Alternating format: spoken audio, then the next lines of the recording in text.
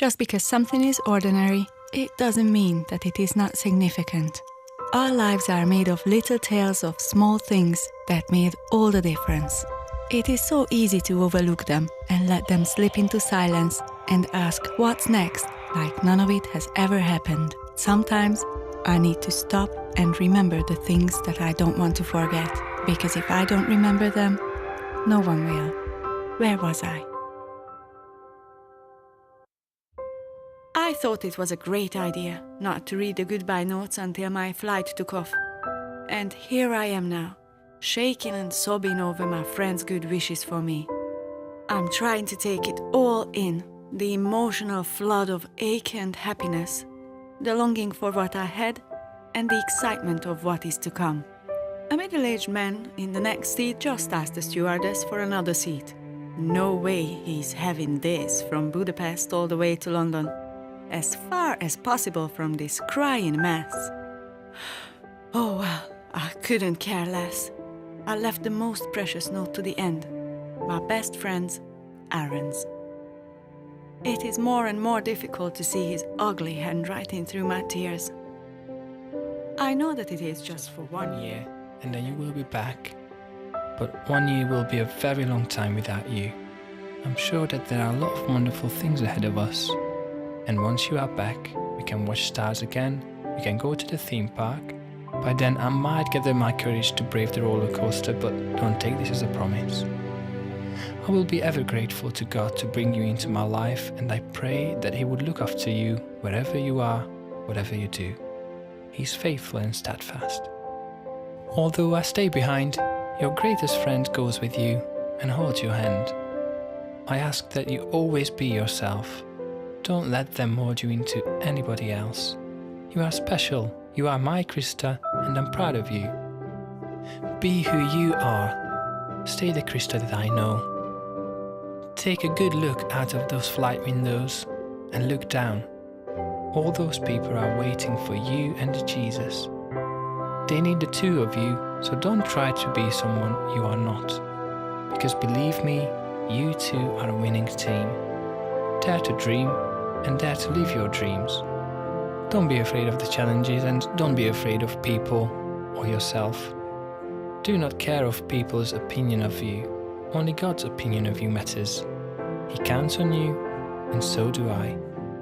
With all my love, your brother. Oh dear, maybe this boy is not talkative, but he can sure write. He will be the one I'll miss the most. We were the two most unlikely teenagers to confide in each other, and yet, in the last 2 years we became inseparable friends until now. There is nothing certain if I look into our future, but for now, I don't think we have a future together.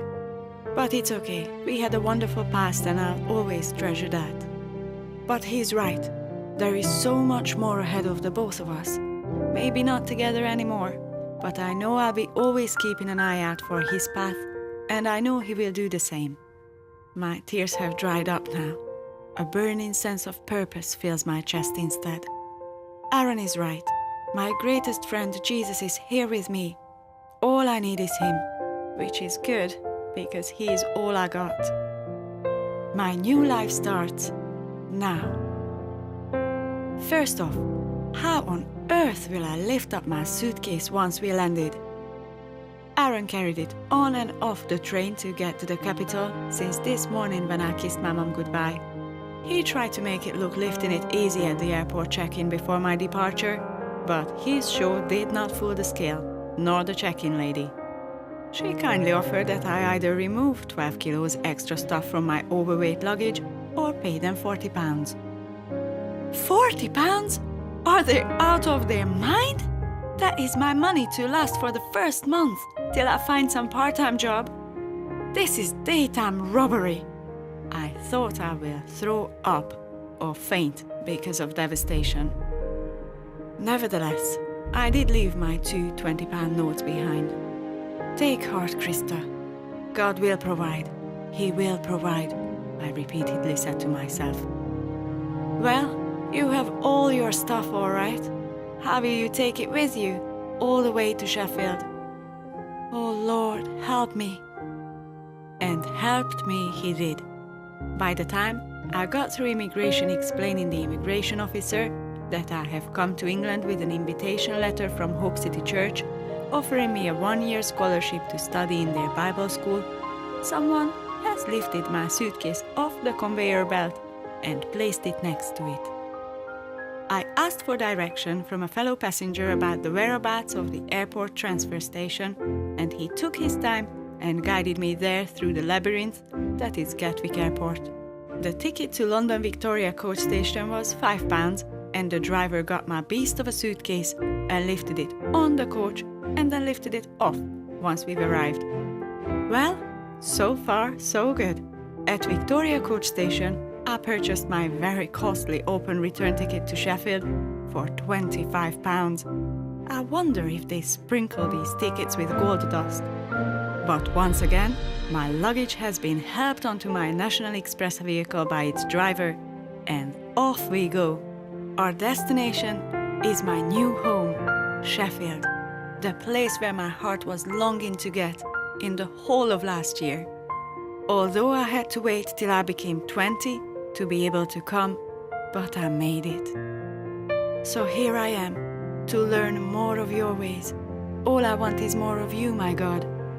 All I want is you. On my first night, when I finally make it to bed, my thoughts are dancing around my last £40 that is left in my purse. £20 of this is a leaving gift for an English Bible, so that's that. And then I mentally put aside the 10th of all my pounds I had this morning. I became to test and practice and enjoy honoring God with the 10th of all I have.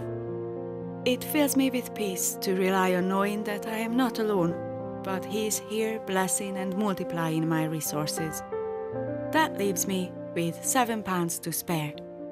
With the scholarship, I was offered free accommodation, and my kind host Trisha from church, who is not much older than I, assured me that I can help myself to food from the fridge till I find a job. She is generous in everything she says and does. Right, so let's hope I will find a job very soon. One thing I know for sure, these £7 don't define me. God defines me. First of all, I am not a poor Hungarian for the wealthy Brits to take pity on. I am an adopted daughter of heaven, a daughter of the King of Kings, God's princess. This is whom Aaron got to know, this is who I am, and this is who the rest of these English folks will get to know. Jesus, I've got everything if I have you. Thank you for my life. I can't wait till tomorrow. Good night.